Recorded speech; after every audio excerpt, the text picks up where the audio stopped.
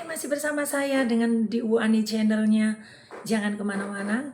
Kali ini saya akan di obrolan terapi jiwa, yaitu Opterji, channel saya, konten saya.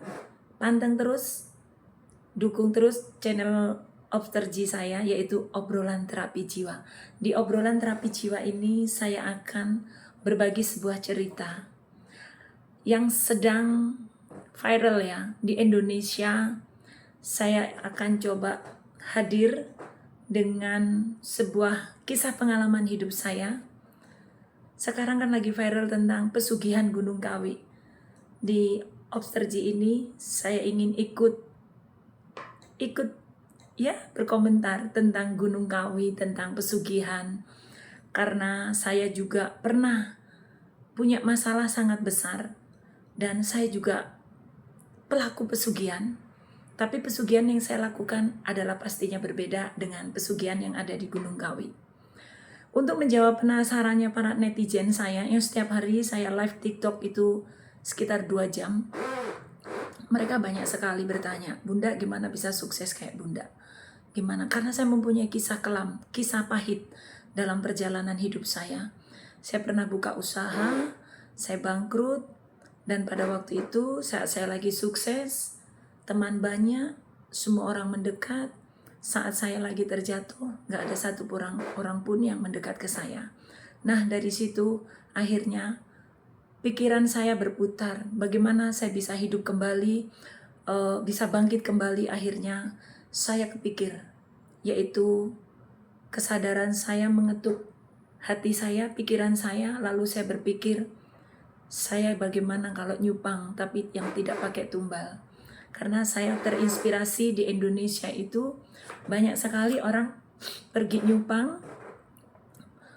Menurut cerita-cerita yang sedang viral, sepertinya kalau orang mempunyai masalah, solusinya bisa ke Gunung Kawi, yaitu mencari pesugihan.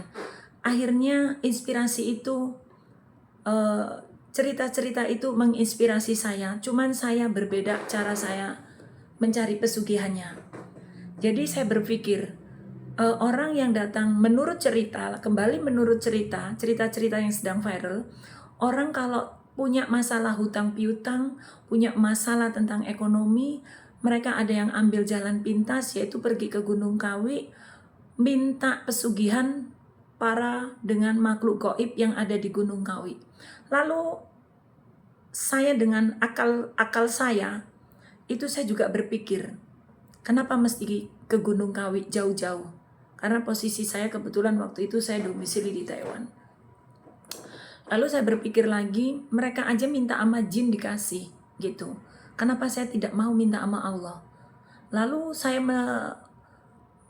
mempelajari kalau mau pesugihan di Gunung Kawi itu syaratnya banyak ya.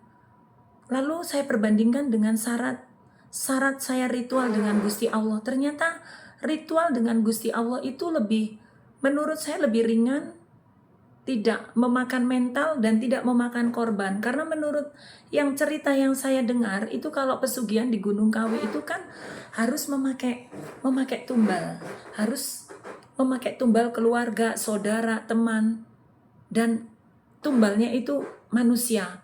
Lalu saya berpikir kembali, waktu itu saat saya bangkrut kena hutang miliaran rupiah. Ya, kalau nilai rupiah utang saya itu hampir menyentuh 2M. Ya, utang saya hampir menyentuh 2M.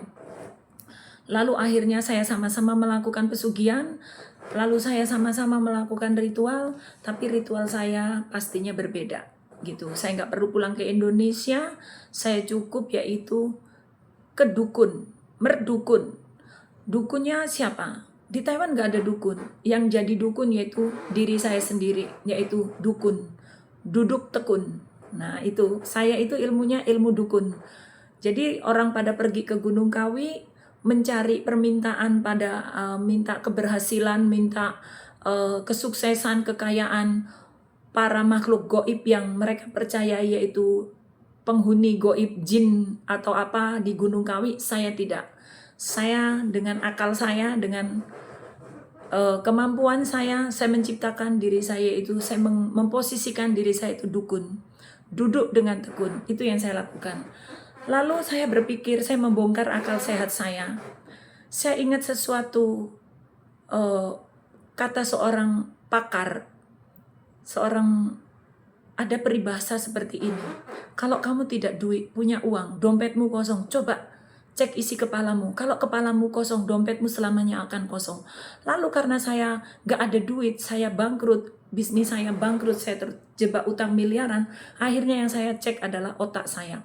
Setelah otak saya cek, saya melakukan ritual, yaitu memposisikan diri saya itu adalah dukun, duduk dengan tekun. Buat apa saya duduk dengan tekun?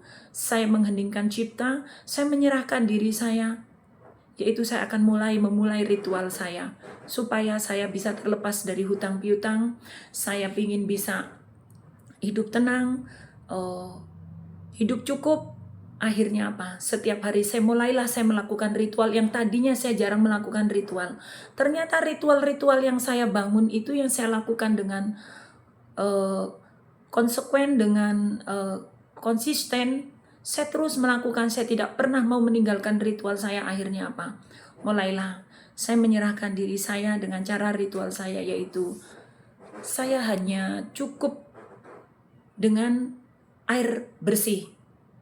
Karena perbandingannya, kalau ritual daripada saya berpikir ritual ke Gunung Kawi, saya berpikir ke Gunung Kawi saya harus pakai duit, harus mandi kembang, harus ada tumbal, menurut cerita yang sedang viral, harus pakai tumbal pertama kerbau, nanti ayam atau apa. Saya nggak punya uang. Akhirnya saya menumbalkan diri saya sendiri, yaitu dengan dukun.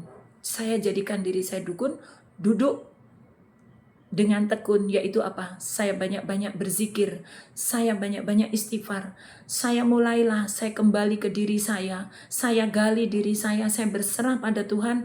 Lalu mulailah hari itu, saya mulailah khusyuk, saya melakukan ritual yang sesuai dengan perintah Allah, yaitu kalau kita sedang dalam kesulitan, kita terlibat hutang piutang, kalau kita mau minta apapun, itu yang saya tahu, yang saya dengar, itu Allah akan mengabulkan setiap permintaan hambanya bila mana dia mau melakukan perintah-perintah sesuai ajaran Allah.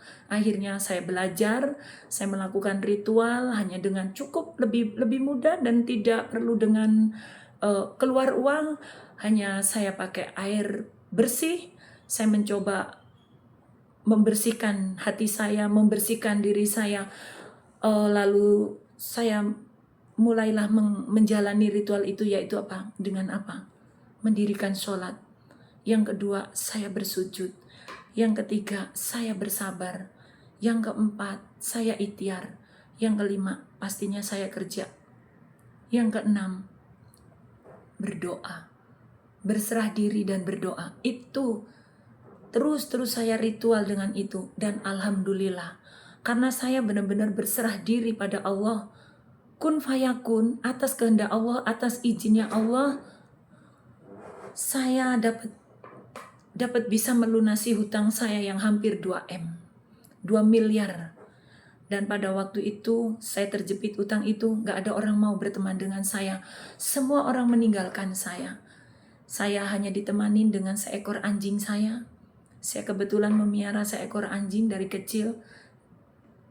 Dia sangat di situ setiap hari saya hanya berkomunikasi dengan anjing saya, karena banyak orang tahu saya terlibat utang, bahkan semua orang menjauhi saya, takut saya pinjamin, takut saya repotin. Jadi saya akhirnya apa? Yaitu tadi, saya menjadi dukun. Saya lebih banyak memposisikan diri saya duduk dengan tekun, yaitu ada waktu yang longgar daripada saya mendekat pada orang-orang juga pada takut dengan keadaan saya di fase itu. Akhirnya apa? Saya terus duduk dengan tekun, yaitu banyak-banyak istighfar, banyak-banyak ritual, melakukan ritual saya itu pesugihan dengan Gusti Allah. Dan pada akhirnya benar-benar dijabah, saya mampu melunasi hutang saya, alhamdulillah. Dan saya minta diberikan sebuah kehidupan yang mulia, ya Allah. Saya minta dikelilingi orang-orang baik. Masya Allah, saya hari ini hidup dengan selalu dikelilingin orang baik, dikelilingi dengan rezeki yang baik. Dan ternyata apa yang saya ambil hikmah dari saya pesugihan beda yang saya lakukan, pesugihan yang saya lakukan itu sangat-sangat beda dengan pesugihan yang sedang viral, yaitu pesugihan Gunung Kawi. Jadi memang sebuah keyakinan ya, kalau kamu percaya, kamu meyakini sesuatu itu bakal terjadi, sekalipun kamu menyembah jin, ataupun setan, ataupun iblis, akan terkabul, tapi pastinya dengan konsekuensi yang berbeda. Karena saya tahu konsekuensinya kalau saya meminta pada makhluk goib, yaitu jin, iblis, dan setan. Saya tahu konsekuensinya. Saya tidak mau melakukannya. Akhirnya apa? Ada jalan lebih baik, sama-sama goib. Tapi ini lebih jalannya lebih baik tanpa tumbal, tanpa korban, dan bahkan kalau kita berhasil dengan ritual kita, kesabaran kita, ikhtiar kita, berserah diri kita sama Allah, Allah janjikan kita akan bahagia sampai surga nanti, sampai kehidupan setelah dunia ini. Kita dapat jaminan di sana kita bakal bahagia yang disebut yaitu surga. Dari situ saya percaya, saya benar-benar menekuni. Akhirnya apa? Saya tidak pernah berhenti ritual dan konsisten. Saya tidak pernah meninggalkan ritual saya, alhamdulillah sampai hari ini. Dan alhamdulillah hari ini Allah benar-benar memuliakan saya.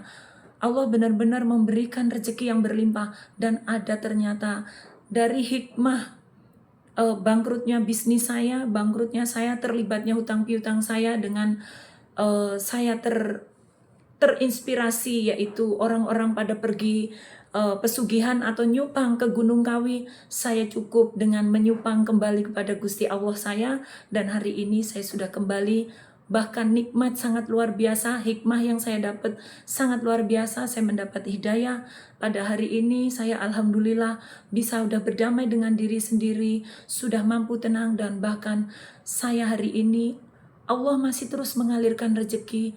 Bahkan saya hanya bekerja yang begitu enaknya, gaji saya cukup besar. Ya, gaji saya, penghasilan saya alhamdulillah tidak sedang pamer.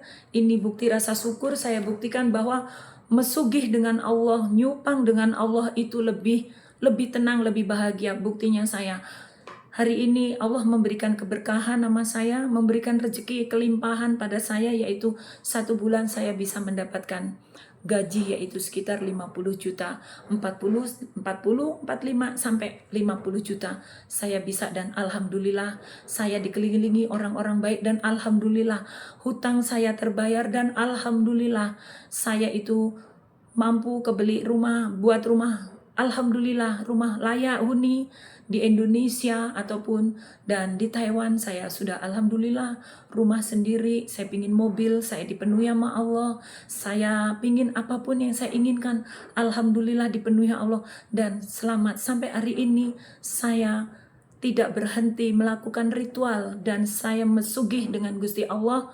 Alhamdulillah saya selamat dan makin sehat, makin barokah. Jadi buat kalian semuanya, dari konten video saya ini saya akan menyampaikan yaitu opterji, obrolan terapi jiwa buat kalian yang hari ini sedang terjebak masalah besar, sedang terlibat hutang piutang. Saya kasih tahu, lebih baik kamu ikutin jejak pesugihan saya, yaitu pesugihan dengan Gusti Allah. Dijamin selamat, dijamin kaya, dijamin sehat, dijamin barokah, selamat dunia dan akhirat. Jadi zaman semakin canggih, informasi semakin ngawur ya. Jadi kita hidup harus benar-benar punya prinsip, punya iman, punya pegangan hidup, yaitu pegangan pada Tuhan yang Maha Penguasa. Segala kita berserah diri kita sama Dia, kita mintanya sama Gusti Allah, insya Allah kita selamat. Ya, demikian tadi uraian saya menjelaskan karena banyak netizen yang itu penasaran. Karena saya bilang saya adalah pelaku pesugihan. Tapi saya tidak menjelaskan karena saya ingin kamu masuk dalam video saya, kamu kunjungin video saya. Karena setelah kamu berkunjung di video saya akan memberikan sebuah wawasan ilmu yang baik dan benar untuk menyelamatkan kalian yang sedang dalam kegelapan, yang sedang dalam kebingungan, yang tidak tahu solusinya bagaimana saat kamu bingung. Percayalah, ikuti jejak pesugihan saya, yaitu lakukan ritual, jangan berhenti, yaitu ritual hanya dengan sangat mudah tanpa pakai uang, yaitu Allah menyuruh kita melakukan ritual, yaitu bersujudlah, bersyukurlah, bersabarlah, ikhtiarlah, bekerja, dan setelah engkau diberi kenikmatan, jangan pernah lupa bersedekah dan berbagi, menyayangi, yaitu anak yatim, fakir miskin, janda-janda miskin. Karena dengan wujud kau mencintai mereka, kau punya rasa empati ke mereka, itulah bukti kecintaanmu pada Allah. Oke, di video kali ini, kalau memang video saya ini bermanfaat, ada hikmah, ada bisa membuat pikiran kamu menjadikan sebuah solusi terangnya hati kamu, silakan ikuti jejak saya, yaitu pesugihan ritual bersama Bu Ani, yaitu ritual pada Gusti Allah. Assalamualaikum, saya tutup. Jangan lupa tolong dibantu subscribe-nya biar saya bisa terus mengupdate, yaitu membuat konten-konten video-video yang bermanfaat untuk kita semuanya. Salam Rahayu dari negeri Formosa bersama saya, Bunda Ani. Assalamualaikum.